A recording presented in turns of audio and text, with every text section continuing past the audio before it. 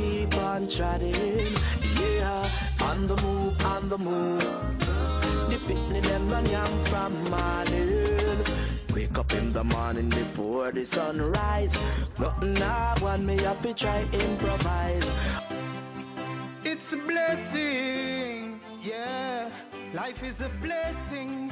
It's a blessing, and I know it. Yes, wow, no. Share my thoughts. Blessed love, one and all. Another Wednesday. Conscious Vibes. www.saharafmradio.com. The platform where we come together to share our thoughts on salient issues. The way you will not hear the technocrats and the bureaucrats and the politicians and the so-called men of authority discuss it. This is us discussing it from our own point of view. Yeah. Let me say this though. Very likely. Anyhow, it's cut to chase. The world mourns a great man, Nelson Mandela. Forgive my pronunciation. That's the best I can do with that name. But yeah, the world mourns a great man in the person of Nelson Mandela, who passed away just last week. When you describe Nelson Mandela as a great man, though, it gets different reactions from different people depending on who you're speaking with. Some see him as the greatest African of our time. Others, not so much. What really was the legacy of Nelson Mandela? Is Nelson Mandela a figure that represents peace and reconciliation, or he just represents compromise? Again, it depends who you are asking. On People's Parliament on Conscious Vibes today, I have a crack team to help me crack this nut. On the line right now, we have the Director of Research and Planning for the Division of Student Affairs at the Columbia University, John Osai-KWAPONG. Hi. We also have journalist. He doesn't really want to be called journalist, but forgive me, Femi, I don't have too many words to describe you. Femi Akomolafe. Yeah. We also have... Thank you very much. We also have Sadia Nuhu. Sadia is an activist and a voice for the voiceless. I like to refer to her as that. She's firebrand, trust me. And then we have Kwesi Boaten, a linguist from Ghana. You're welcome, lady and gentlemen. Thank you. Thank you, Kwesi. Okay. Now let's start straight away. I'm going to ask one question, which I want just a straight answer from you before we go into the main discussion. Let me start with you, John. Nelson Mandela, hero or traitor? Hero. Sadia? Oh, I would, the word traitor is too harsh. But I'll go there. Okay. Kwesi? Kwesi? Hello, Kwesi? Uh-oh, we dropped Kwesi Boaten. I hope we're able to raise him back as soon as possible. But yeah, Femi, Nelson Mandela, hero or traitor? I don't think we agree to reduce him to such simplistic terms, please. I'm sorry. Okay. He's not a hero of mine. He's a hero to some extent, but I won't consider him a great hero. Okay. Yes. All right. Okay. Now let's get down to the basics. John. Yes. Nelson Mandela, his death created a platform where exceptional things like the president of the U.S. shaking hands and hugging on the president of Cuba happened. What would you say catapulted Nelson Mandela to that level? Why is he getting so much acclaim and attention from the world? Okay, and if I may just backtrack for one just quick second. Yes. I'm never a big fan of either-or propositions, right? It gets very tricky when you say is a person either X or Y. Yeah. But generally, I think that the reason why I do tend to agree with those who ascribe heroic status to Nelson Mandela and all the acclamations and all the outpouring of great words that is being given to him upon his death, I think, as you and I and everybody on the panel knows, I think stems a lot from what people see as a genuine or having been part of a genuine struggle. I think the key event, particularly in Nelson Mandela's life, was the 27 years that he spent in jail. I think that sort of raised his status, became a symbol of the struggle that he was part of, and others see it as, or I say, sort of like a personal sacrifice he had to endure in order to pursue, quote unquote, some greater good. And then having come out of jail and continuing with negotiations, eventually at least overseeing an initial transition, the beginning of a cracking or a crack opening of, the apartheid system, things like that. And so I think all of those things culminating with him just serving one term in office, etc., created this sort of appreciation for the kind of man that he was, which is why I think a lot of people mourn him with such accolades and ascribe heroic status to him. Interesting. Now, Sadia, you Yes. were a bit skeptical about, addressing him as a hero. Why is that? Well, I would say that Mandela paid his dues at some point in time. So Mandela, before prison, 27 years of prison, Mandela was a hero. Well, to be in prison for 27 years is not an easy task. So I would say that process softened him, and he made some compromise, with the powers that be, for him to be released and stand for elections.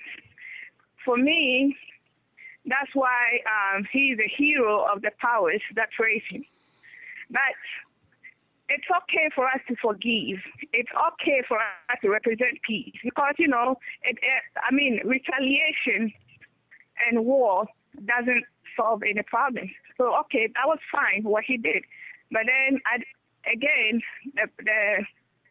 the masses, the suffering masses of South Africa are still suffering. So I feel like he could have done more. And a lot of the compromises that he made makes me stand the position that I take, especially with Winnie Mandela. If he could forgive all the powers, why couldn't he forgive the woman that he was struggling side by side with, his sister? Let's just even put it that way. So that's where I come from. Now, that's a very deep point. If he can forgive someone who put him in prison for 27 years, why couldn't he forget someone who was there waiting for him? That's a very interesting point. But let me go to Femi at this point. Femi, what's your own thoughts on Nelson Mandela? Please, you mentioned Barack Obama shaking hands with Raul Castro. Yeah. I think in Africa we're trying to get serious. Honestly, why should we be impressed by those type of gestures, man? Huh? What is our business with those? What exactly is our business? Honestly, the adulation, I feel outraged when I saw the proceedings, actually. Why was Obama invited to come and give a speech and not the Nigerian president or even the Palestinian leader? Obama was not a friend of the United States. Of South Africa. America didn't lift a finger to help him. Nigeria did a lot for that to get him released. No, honestly, we are in Africa. We're just so mesmerized by gestures and all these fakeries. It's time we get serious. As Sadia rightly said, why should we be? Of course, every death of an elderly person must be celebrated in Africa, in our culture. Well, Femi, who was prepared to forgive those who jailed him for 27 years, but he wasn't prepared to forgive his own wife. Let's get serious, please. Yes, Femi, but let me get something clear though. I wasn't saying that Obama shaking hands with Raul Castro had any benefit for Africans. I was just saying that a man whose death could actually bring two violently opposing forces together. We should recognize hypocrisy when we see one place. What did Mandela stood for? He stood for forgiveness. Obama is still bombing people in Yemen. He's still bombing people in Afghanistan. Let's recognize hypocrisy when we see one place. They give a lot of speeches. Okay. They give a lot of nice speeches. But the one thing Mandela stood for is forgiveness. Let me say something here. Mandela will never become a leader in any Western country. They will consider him a wimp. Let us be serious. They will not vote for him. Okay. Can I ask All right. Can I ask it? Now they are giving John. speeches, adulate him, praise him to high vote. They will never, when he was in jail, what did they do for him? They didn't lift the finger. Point made. John.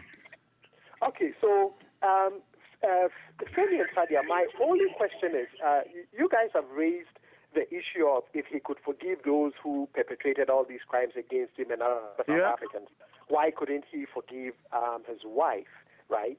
I'm just wondering, why couldn't he forgive his wife? Are you saying that within the context of he should have still stayed married and not have divorced Winnie?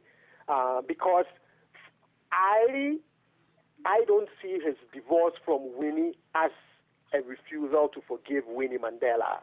For all you know, and from everything that has happened, I wouldn't be surprised even if after their divorce there was still some reconciliation between them.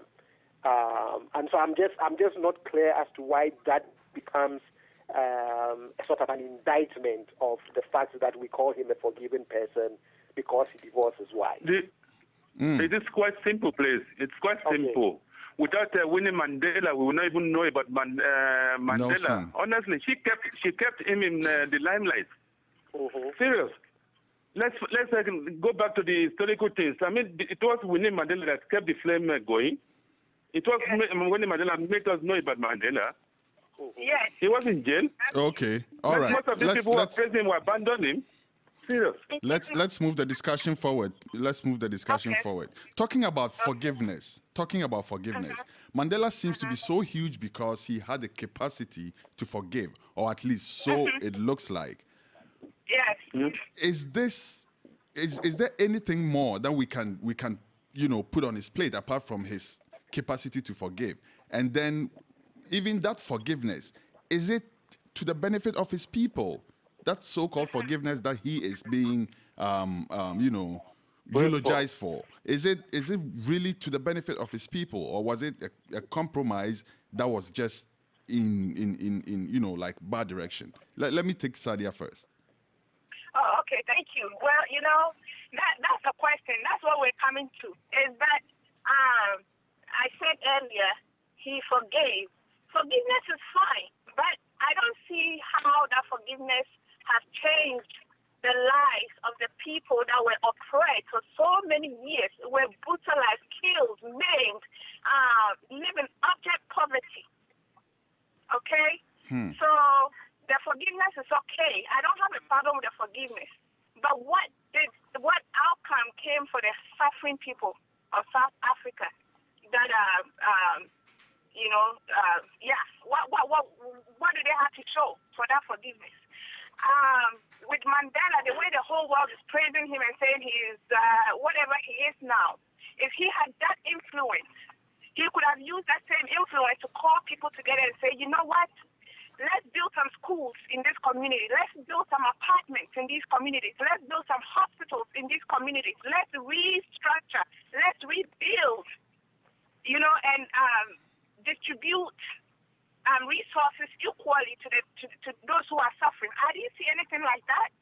So, in fact, I cannot celebrate and jubilate that he's such a hero and he forgave.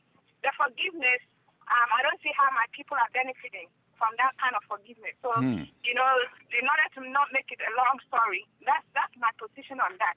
People died. Everything was taken away from them. True. Then, he had a lot of influence.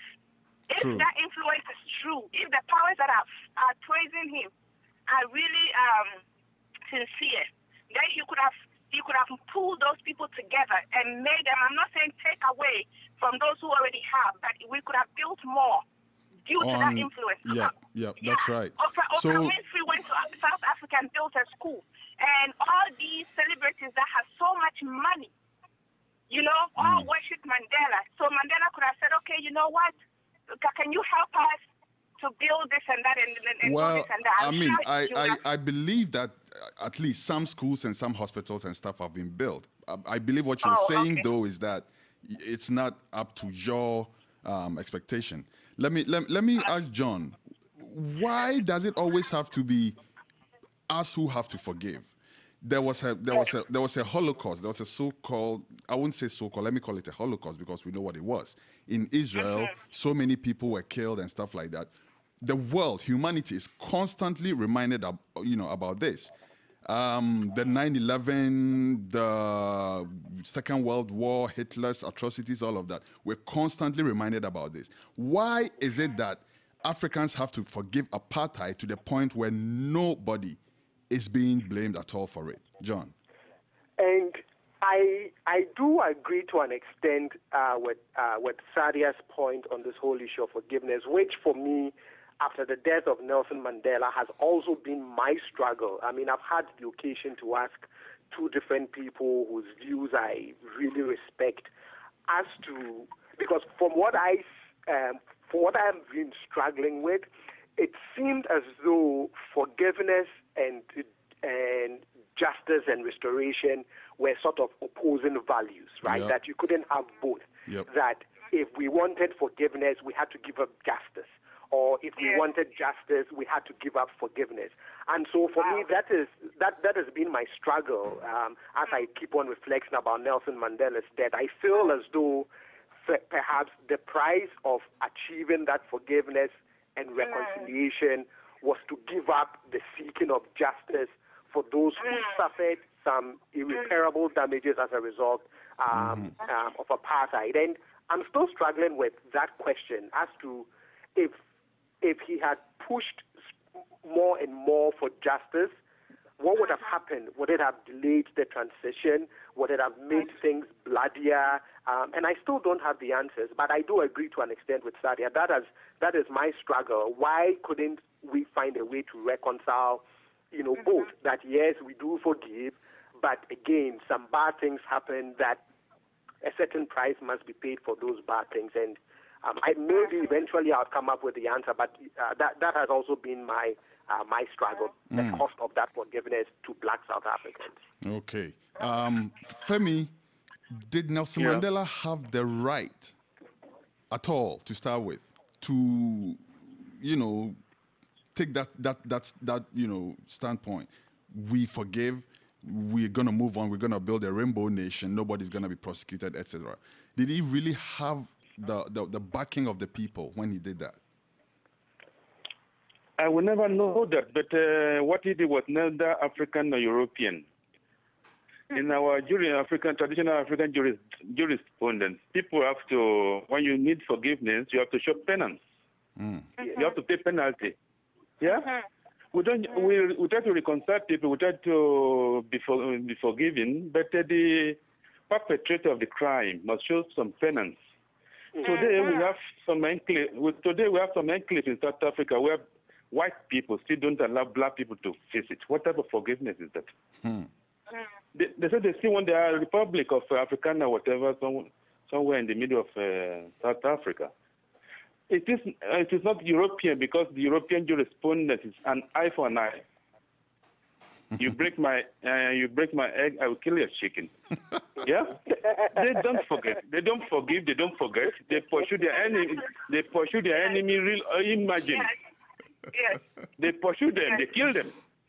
Yes. They become the judge. They become the arresting officer. They become the killing machine. Yes. So what Mandela did was neither African nor European. Okay? So I don't know where he came from, but honestly, to be frank, it betrayed the trust of the people. They didn't start it by forgiving. the whole struggle was not to forgive. Yeah? What was the struggle about? Resource control. Yeah? Why should I, after 600 years, we have been turning the other cheek, forgiving. Slavery, colonialism, apartheid, we forgive. Serious. I've run out of cheeks to turn, honestly. Why should people came to your country, steal your land, force you out, impose apartheid on you, and then suddenly they are still controlling 70 to 80% of the resources of the country, depending on who's in the calculation. And we sit down here celebrating, jumping up. Oh, serious.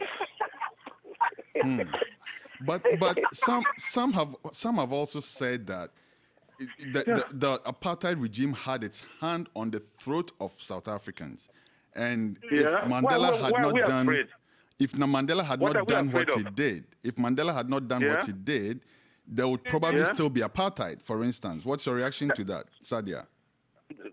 Well, Kwesi, what's his name? Lucky Dube asked a very important question. Would you rather be a well-fed slave or a hungry free man? You know, so that's where we stand. Should I be free in my country and have justice and, you know, just those values? Or should I just, in the name of freedom or reconciliation and forgiveness, I'm still an object in my country to be discriminated against and oppressed against? When we say that there's forgiveness, even here in the United States, we're still going through discrimination. We're still going through all these things. Is that true justice? Maybe we're making progress somewhere, but that's a hard question. I think that that's a hard question, though. But would you rather be a well-fed slave or a hungry free man? And my brother made a point. When he said that where were we going before Mandela came and said that we are forgiven? Where were we going? We were fighting for justice. We were fighting for equality. We were fighting for, you know, let me hammer on the word justice. We live in our land. Somebody comes and take everything from us and start killing us. So if there's forgiveness, where is the reconciliation in that? Interesting. I, for one, would want to be a well-fed free man. I don't either want to be hungry nor be a slave. But anyhow, John. Yes. Mandela was seen and actually described as a terrorist not too long ago. What would you say drastically changed? How did he metamorphose from being a terrorist to the most celebrated man in this time? What happened? You know, part of that, you know, the designation of Mandela as a terrorist, as you know, goes back to at the point at which the ANC realized that peaceful protest alone was not going to get their message across to the white minority government in South Africa, and therefore they sanctioned, you know, the armed, you know, they sanctioned an armed struggle. They recognized that you had to sort of up the stakes in the fight against apartheid, and therefore, you know, you needed a bit of an armed struggle against the regime as well. Of course, the kind of armed struggle, or should I say the kind of weapons at the disposal of the ANC couldn't match what, you know, the white South African government had. I mean, they couldn't really match them, but at least they could create a few situations here and there to sort of press home their point. And I think it's as a result of some of those things, and you know the nature of Cold War politics, etc., back in then, sort of forced this designation then on Nelson Mandela as, you know, as a terrorist. And then you look at his eventual release from prison, his renunciation to a large extent of violence, you know, condemning violence and asking for a rather peaceful negotiation and transition to democratic rule, etc., helped that metamorphosis in saying, oh, maybe he's not he's quote unquote not a terrorist anymore. Now he's a peacemaker, he's a peace-loving man. But you also have to understand this within the context of international politics. Yep. within the context of international politics, one day somebody is an enemy, another day another person is a friend. And so sometimes some of these things meet very harsh political realities, and it doesn't make it right, but that's the political reality. Yeah. Okay, Femi. I think we're forgetting something here. You mentioned that where will be maybe apartheid will still be enforced in South Africa. It's important to put things in historical perspective. The decisive shift happened when South African forces were defeated in Angola by the Cuban troops. We shouldn't forget that.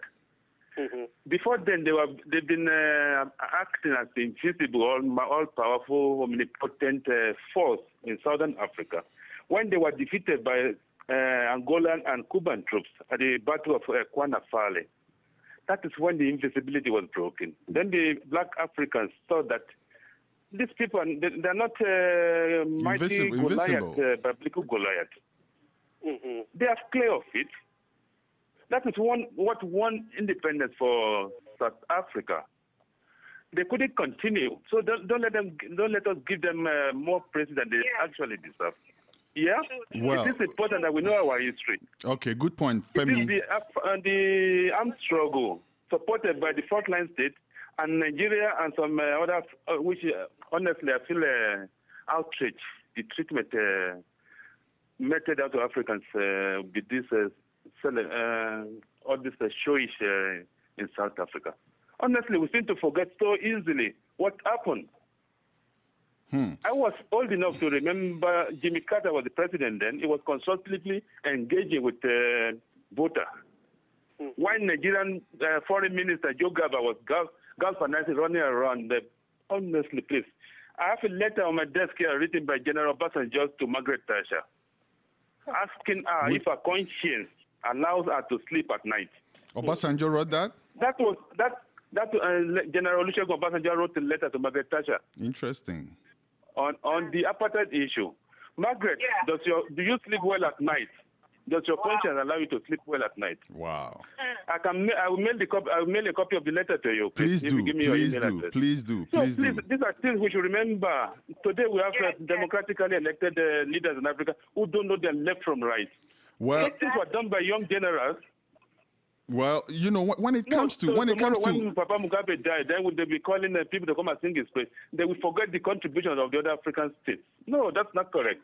That is not correct. But I was actually going to ask Femi my actual question to you before you made this really important point is that you realize that some claim that Mandela is a hero of the West. He's not really the African's hero. He's the hero of the capitalist system.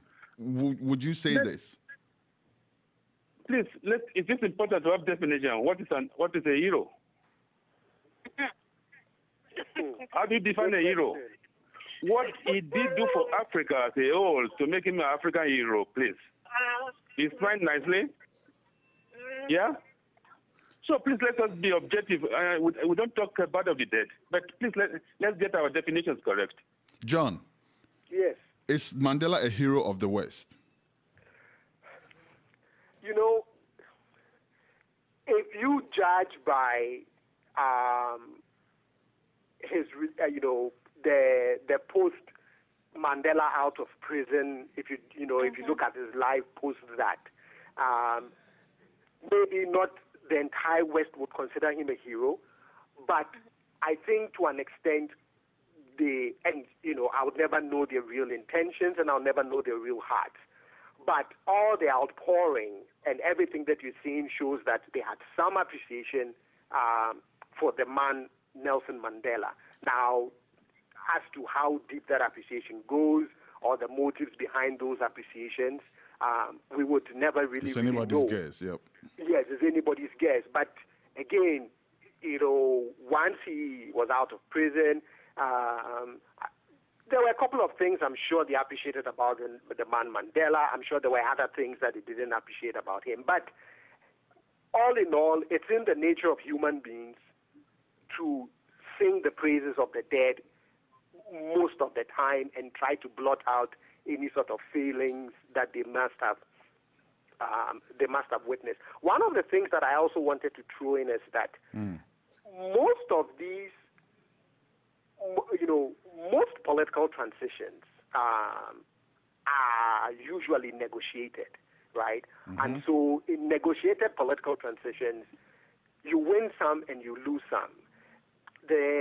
What I see coming out of a lot of people in their, I think, legitimate disappointments of Mandela is what had to be sacrificed in that negotiations, right? That it just felt that Black South Africa had to give up too much in order to move that political transition forward. And I can see why people would remain legitimately disillusioned and disappointed that it was an opportunity to right a lot of wrongs.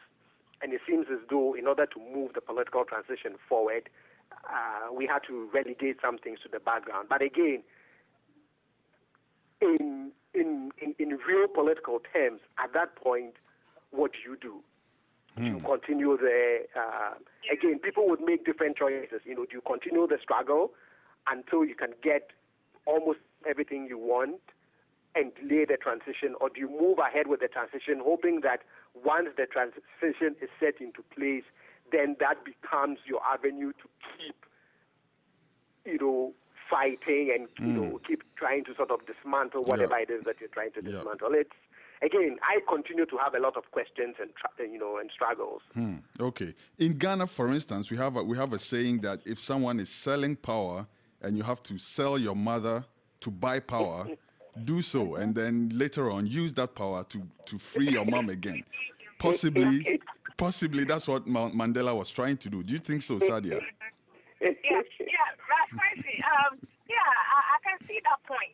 And, John made what John was saying makes me, reflect on what you said, Kwesi. And, in fact, I think that Mandela has paid his dues to some extent. Like I said, before he went to prison and spent 27 years, he was a force to reckon with. He was a man we all loved in Africa. He was a hero then. And so I ask myself this question all the time. If I were in Mandela's shoes, would I rot in prison and die in prison, or would I come out? Would I compromise and come out? So I think, he did what a human being could do. So, he compromised and he came out, and just like you said, if you can use your mother, sell your mother and buy power, then use the same power to redeem her. I'll go with that analogy. So I think he did what a human being, in the capability of a human being, he did what he had to do. The problem we have here now is just the fact that his praises are being sung so much to the status that he's not a god. That's how we're trying to just reflect back and say, wait a minute, It's not so. But okay. He's done his part. All right. You're still here on www.saharafmradio.com, and we're discussing the real legacy of Nelson Mandela. Was he a hero, or was he a traitor? Or maybe if a traitor is a strong word, did he compromise? Was he a conformist? We'll be right back after this short commercial break. Stay put. Hey everyone, welcome to the Sahara TV Experience. We're an online TV station that focuses on the underreported stories that may not be covered in the mainstream media, with the aim to inform Africans and people of African descent about the issues that directly affect their lives.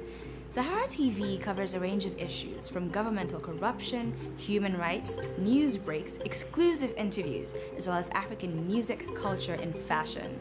Simply, we highlight various African cultures around the world. You can catch our live weekly broadcasts on YouTube, Roku, Livestream, the Sahara Reporters website, the Sahara TV website, and even on your mobile phone. Did I say mobile phone? Yes, your mobile phone. You can also watch the show through Livestream on your laptop or on your mobile device. Just visit new.livestream.com and search for Sahara TV. Now, for viewers who have Roku, for those of you who don't know what Roku is, it's a streaming device, just like Apple TV. Search the Sahara TV channel where you can watch us live along with all of our videos. And if you missed the show, don't worry, we upload the different segments onto YouTube, so they're always there. So remember, catch our live broadcast every Saturday, 12 to 4 p.m. EST, 5 to 9 p.m. GMT. Check your local time zone to be sure to tune into the show. Sahara TV is everything Africa.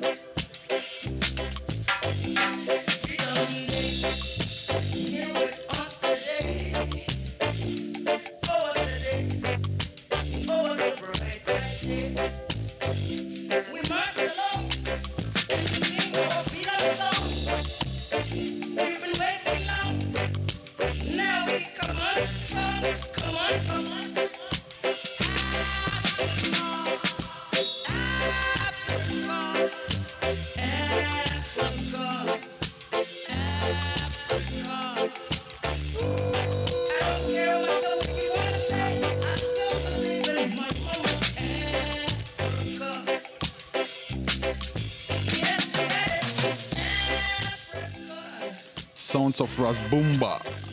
I believe in Africa. Yes, I do. Yes, indeed.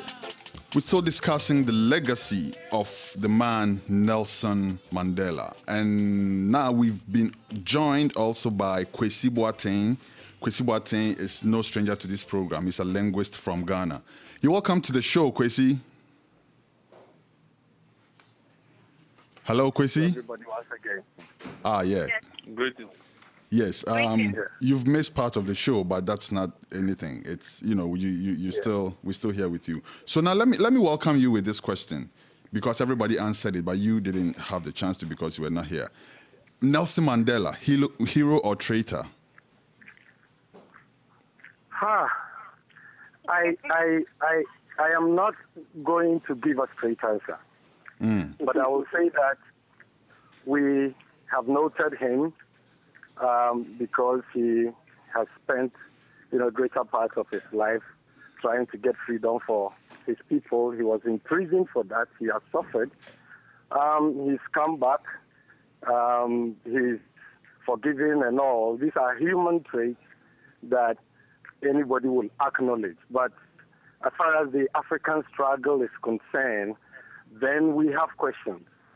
We have questions that, gets you to wonder if indeed, I don't know if I should say, but if indeed, if he deserves, the kind of, status we want to raise him to, and so on. That is another question altogether. And I personally do not believe so. And in fact, Africans need to interrogate this seriously, because I think it's just another thing. It's just another thing, and you need to asked the right kind of question. So I don't know further if I still have the chance to go ahead, or you ask me more questions. Yeah, later we'll ask you more questions later on. So let me go to John now. John. Yes. Nelson Mandela at a point supported the struggle of the Palestinian people. Yes. He, however, also noted clearly that Palestinians should also respect the state of Israel. Mm-hmm. That is very similar to the story in South Africa. You think it's just a symbol of compromise? Just like, okay, let's compromise and move on? I personally do not see compromise as necessarily a bad thing. Of course, it depends on what you're compromising about. Yep. But particularly in the political arena, especially when you're trying to change the power structure that has been ingrained in a given society for years, there would be certain compromises that have to be made in the transition phase. It's either that, or your other option is to fight it in a very violent, bloody way, right? So either you meet force with force and keep fighting until someone eventually emerges a winner on the battlefield, or you can move that fight from the, quote-unquote, from the battlefield into a different field that involves negotiations. Well, unfortunately, in negotiations, depending on the strengths and the weaknesses of the bargaining parties, certain compromises would have to be made along the way. I personally am a political realist, which means that at some point you would have to face your political realities and make certain choices.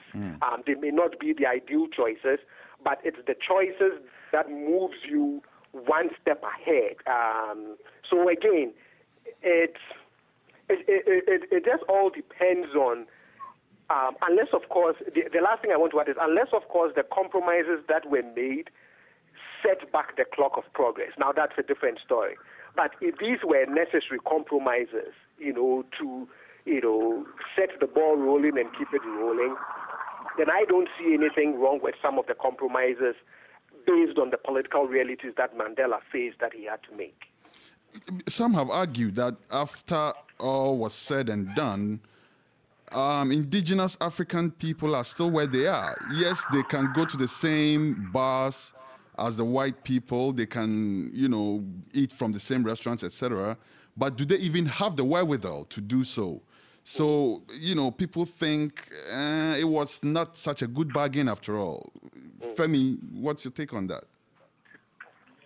Please, we have to understand that black people do not ask for the moon. We are not even asking for space suits. People come to the continent, brutalize, steal, colonize, and split everything. We prepare to let bygone be bygone. Why are they not ever prepared to share? Okay, in acknowledgement of Mandela's effort to forgive and forget, we are going to give up 50% of the land in South Africa, give it to the deprived people. Is that too much to ask? No. Is that too much to ask? No, we sit down here, we say we are joyful because he was a great man of compromise. And some things are not compromisable. Your dignity, our resources, it is resources, please. I don't know of any single African who owns an inch or a meter of land in Europe. Yeah? People, about 10% of the people who come outside of Africa own 70-80% of the land. And we are joyful, we are dancing that our great hero has compromised, has made things possible. We're talking of 20 years ago. What has happened? They are demanding that they be paid for land they stole from us. Why should we be the only one to be compromising? These are serious questions we should be asking ourselves. Okay. We are never prepared to let bygone be bygone. It is okay. Yeah. Our philosophy, our traditional philosophy is humanistic, and that is what the mistake we keep making. We keep extending our humanity to other people. They don't believe that. Why should you sit on somebody's land which you are not using productively. I read something about Namibia land. It shocked me. Germans own land is almost 90% of the land in Namibia, and Namibia considered to be a free country. 20 years after Mandela made this gesture, no reciprocity. Today they are smiling with their fake smiles, and we are dancing. Okay. Now, let me ask Kwesi before I actually come to you, Sadia. Yeah. Based on the point that Femi just made, you know, about the land and all of that, just next door in Zimbabwe, Mugabe is facing a similar crisis. The world, at least the Western world, is not crazy about Mugabe. Yeah. Can you make a link between Mugabe and Mandela? Mugabe himself actually described Mandela as soft. Kwesi, Yep. please indulge me a little bit. I will. I need to shift a little bit, you know. Feel free. Because we need to understand, you know, what it is that we as African people are fighting against, the philosophy that drives it, the modus operandi, and so on and so forth. And this is where the greatness of Nkrumah comes in, because Nkrumah has dealt with the philosophy of what we are dealing with. And so if you put it in that context, this is where you see where Mugabe is and where Nelson Mandela is. Because at the end of the day, what motivates the imperialists at the end of the day is economics. And so what motivated slave trade was economics. What motivated colonization was economics. True. What motivated apartheid was. And the imperialist is very clear on these things. And so in his case, for instance, he would have demanded reparations. And so reparations were given Europe, and you know of the Marshall Plan, just to repair Europe, you know, after what happened in the Second World War. And you know of the Holocaust, so-called, and what happened, and reparations are being paid. Even Iran, when Iraq invaded Kuwait, there was, as part of the 250 billion reparations they were to pay. And Western corporate bodies were even taking part of the reparations. So the economic factor is always real. And so anybody who go into negotiations without having his eye on it, we would have missed the point. And this is where Mandela has totally missed the point. In the case of Mugabe had his eyes on it, because they knew then that the most, at least at that time, important economic factor for them was the land. And so if you remember, Kwesi, the Patriotic Front, made up of Mugabe and Joshua Nkomo, they refused to sign the Lancaster House deal because the land issue had not been addressed. Yep. And so even though they did not get it all, they were met halfway. And that is what Mugabe stood on, to take the land. And so in the case of Mandela, it looks as if we have been sold out. When we think we place our eyes on the economic factor, which is the real factor. So the only African leader we hail is the one who tells the other cheek. And it's not as if the people we are dealing with are going to stop, you know, from their attempt, their final goal of controlling all the factors of production. And so we are really missing the point. But do you know what is dangerous? It looks as if they are with this trying to carve a new way for Africa. Because as far as I'm concerned, the way out of the liberation, the principles of it, the philosophy, the theory has been given by Nkrumah. We are not studying it. And now they are saying that, what they are saying by this is that the new way is Mandela way. Turn the other cheek. Because they would not want Namibia to deal with the issues there, as issues of land, as has been mentioned, and so on and so forth. And they are taking all the factors of production, even now in Ghana. Interesting. Now in Ghana. They are taking over all. And that is the issue, and that's what my brother said, when they are raping us of our resources, we just dance. Okay, interesting, very interesting. Sadia. Yes. I stand corrected, but I heard that, and I'm sorry I couldn't find time to cross-check this before, so if I'm wrong, please forgive me. But I heard from a good source, though, that Mugabe was actually giving a standing ovation at Mandela's funeral whilst the crowd booed at Jacob Zuma. Do you think this is a signal that the South African people themselves are saying, that is what we want? What's going on in Zimbabwe is what we want?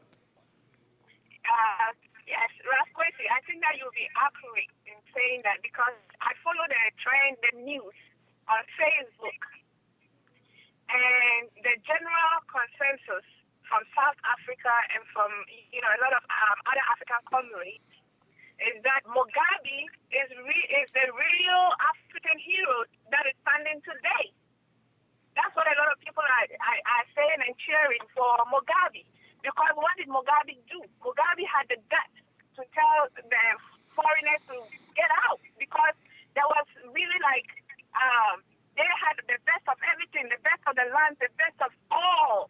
And the indigenous people were pushed to the background and suffering. So Mugabe said, no way. Go back to your original countries and let the original people occupy their land. And that's why he's not a hero. He's not a hero in the eyes of, the economic powers. As I think John said, it's economic. So if they don't, yes, or is it Kwesi made that point? Kwesi made that point. Okay, the point that Kwesi made about the whole thing is economic. It's accurate. If they're not going to benefit economically, then you are not their friend. Let's not forget Idi Amin. Idi Amin was portrayed to the whole world as a villain, and everybody saw him as this monster. Why? Because he pushed all the people out of Uganda. Because it was the same plight that the foreigners were there and they were enjoying all the goodies, and the indigenous people were suffering. So he pushed them all out. So he's not a hero. But today, they have to come back and rewrite history. The same goes for Emperor Haile Selassie of Ethiopia, when the Italians came to take his land. And that's why we say, until the philosophy, which makes one man superior and another man inferior, is perpetuated, then we are going to fight war. It's not a matter of compromise. We have to struggle. It appears as if heroes, those heroes in Africa that are struggling for the equal distribution. We Africans are very generous. We don't say that don't take. We don't say don't eat some. But the fact that you come and take everything 100% and kill us and want to destroy us and wipe us on the face of the earth, it's not, why should we sit there and watch that happen? Okay. You know what I'm saying? Yes, I know what you're saying. All right, John. Yes. Let's go to the issue of nuclear weapons. Apartheid South Africa had a nuclear weapons program. Part of the discussion, part of the deal that they had to agree to was to dismantle this nuclear program. Now, some say that they did so because they didn't want a nuclear system in the hands of a black nation. What would South Africa look like under a black government with a nuclear system? What would it look like? Oh, that's a tough one, and we would never really know the answer to that. But again, I'm sure those who followed, the powers that be that we were referring to, I'm sure the powers that be had their own motivations. And so, again, I don't think they were just idle bystanders in the whole transitional phase either. That they also had to make sure that certain things will happen or will not happen in the transition phase, during that period in which they were thinking about moving away from white minority to black majority rule in Southern Africa. But as to what would have happened with a nuclear South Africa ruled by a black president, your guess is as good as mine. But do you think this was the real motivation for dismantling the nuclear program, though? I don't know. Honestly, I don't know. Okay, all right. We'll leave it at that. Actually, we have just about enough time for one more question for each of you. Let me go to you, Femi. Sharpeville massacre. is something that we will never forget. I mean, it has been glossed over. It's not like it's been given the status of the Holocaust or anything like that. But we still know there was a Sharpeville massacre. Just recently, some miners in South Africa were gunned down by security forces. People are blaming the government, which is a black government in that country, for doing almost nothing at all. Is this why Zuma is not that, popular with the people? And why didn't we hear Nelson Mandela's voice on this? He was too weak to speak during that time. He what? But Mandela was terribly sick at that oh, yeah, time. That's right. So, but we should give more credit to the ordinary people in our continent. We always assume that they don't know what is happening. I mean, what more evidence do we need that Mandela compromise was a total failure with the people of South Africa? The sitting president was good. Mugabe was ill. What more evidence do we need? The people spoke. The people of South Africa spoke. And they spoke very loudly, publicly, with all the international media focused on them. That's not what they fought for. I am in contact with a good number of South Africans, and honestly, this hoopla about Mandela, they're not so enthusiastic about the whole thing, to be honest with you. I mean, we also should realize that while the imperialists, they understand and fight for their interests, they also try to determine what our interests should be. They also try to determine who our heroes should be. That's why they're forcing on us Mandela. It was a collective effort to the liberation struggle, the ANC. Yeah, Mandela was one among very giants, Sulu, Mbeki, Oliver Tambo. Yep. Why did they forget all those ones? Why did they forget Krisani? Why Mandela? Those are the serious questions we should be asking ourselves. Why did they elevate Mandela above all these great heroes? So Sobukwe. Those are important questions. They have the agenda with Mandela. So suddenly they transform into a saint. Africans were asking a poll by the BBC who their greatest hero of the millennium. They choose Nkrumah. And today some mindless people are telling us that Mandela was the greatest African. I mean, no, please. Well, Femi, the BBC conducted the poll, so we cannot accuse BBC of being pro-African. Africans selected Kwame Nkrumah as their greatest man of the millennium.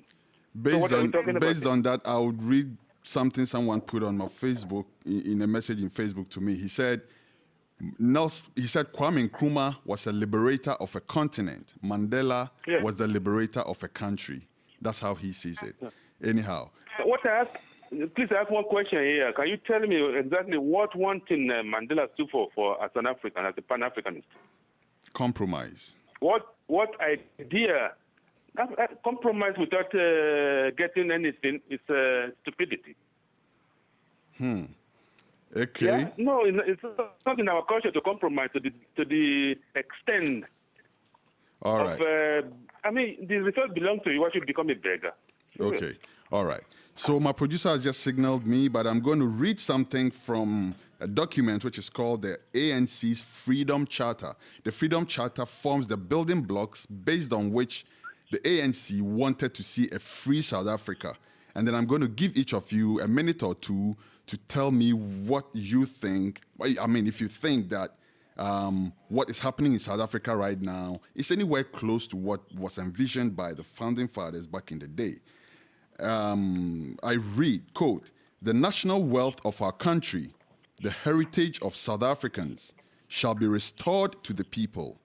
The mineral wealth beneath the soil, the banks and monopoly industry shall be transferred to the ownership of the people as a whole. All other industries and trade shall be controlled to assist the well-being of the people." Let me start with you, Sadia. Is this what we are seeing? That's not what we're seeing at all.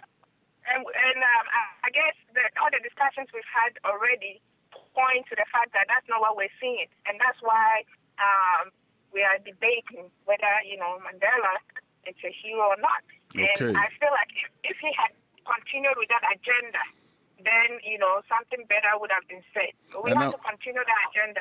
And for you, I'm sure that apart from everything else, you also have issues with him Winnie Mandela. I believe so. Oh, yeah. Winnie Mandela is a great... she's a great sister. You know, I think it was John that made a point that the fact that whether it's not a divorce that bothers me. Well, they could have, you know, if you don't reconcile your differences and you would divorce, that's fine. But they were comrades, you know, they should have kept that comradeship going. That's true. Yes. All right. That's too bad. Okay. Kwesi? Yeah, Kwesi, in trying to answer the question why they are raising Mandela to this level, Kwesi, look, we started a struggle by Nkrumah and those other great people. And Nkrumah, when we got independence, said the independence of Ghana was meaningless unless it was linked up with the total liberation of Africa. The African continent. Mandela is at the tail end of that dream. Tail end. So Mandela, South Africa, completed that thing. And that was only political. Economically, Nkrumah has started. And obviously, they did not allow Nkrumah. The process was truncated. And so Mandela, at the tail end, should have reminded Africans of the second phase of the struggle, which is economics, and should have taken that lead in demonstrating that Africa now are ready to take its share of the economy, you know, economic cake of the world, and he should have demonstrated in the kind of agreement he signed with them and the kind of plan they would have laid in repairing South Africa. He has failed woefully, and let us not sit there. They are doing something because now, Kwesi, you know, even in Ghana, that had been at the forefront of suppressing what the Nkrumah stands for. Now, Ghana, it is giving way in, and they have realized the ideals of Nkrumah is rising. Now, they want to carve another part quickly.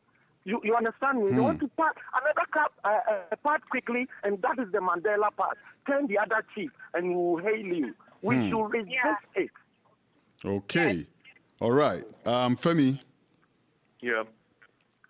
Are we anywhere close to what the charter, the Freedom Charter, you know, stated? The answer is so self-evident. South Africa is the most lopsided country in the world. The gap between the rich and the poor is wider in South Africa than any other country, according to the statistics I've been reading. When we look at what happened in America, is that what the people fought for? And the Africans were really asking for peanuts, the mine owners, the white mine owners. They would rather spend money on yachts and helicopters or whatnot instead of paying fair wages. Mandela did not only betray the trust of the people, he betrayed the charter of the ANC, which advocated this redistribution of wealth. What have they redistributed? Nothing. The landowners, the white landowners, are asking for compensation. They are demanding exorbitant prices to be paid before they will release land. How much do they pay for the land? Is that not the question we should ask them? Good question. Yeah. Very good question. We should pay them the same amount they pay for the land. They didn't pay which is nothing. They shot our people, possibly took them off. These are things that happen with the legislator and the legislative powers of the apartheid regime. These things are well documented. We should be able to read them. Okay. And John? No, well, as everybody has said, the evidence is very clear that if you look at all the major economic and social indicators today, you still see Black South Africans really lagging behind the minority population, and so we're so far away from, that expressed desire in the ANC Charter of actually seeing some real transformation in the lives of Black South Africans. Okay, thank you so much. You're welcome. Thank you, John Osai-KWAPONG. John is the Director of Research and Planning for the Student Affairs at Columbia University. We also had Kwesi Boaten. Kwesi Boaten is a linguist from Ghana. We had Femi Osofishan. Whoa, where did Osofishan come from?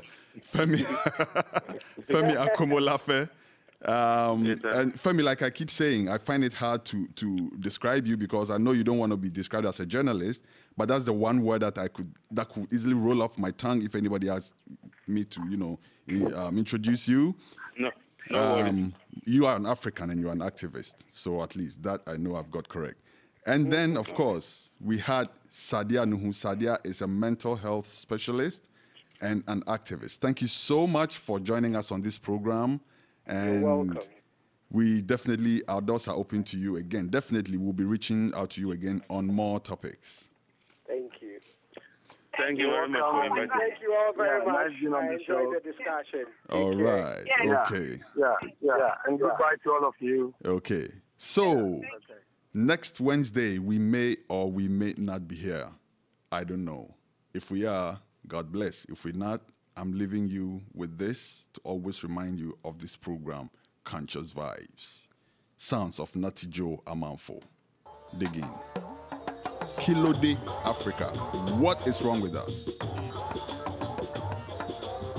One nation, one people, one family, African family. Kilo de Africa, kilo de Africa, kilo de Jakamawa, Paul, Jakamawa Paul.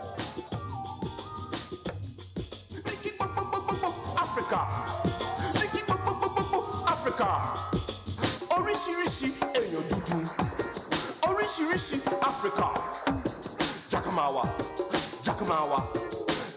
Paul.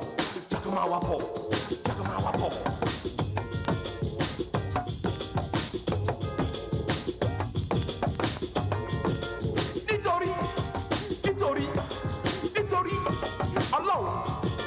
Nitori, Amawa. Jakamawa Paul. Tabawa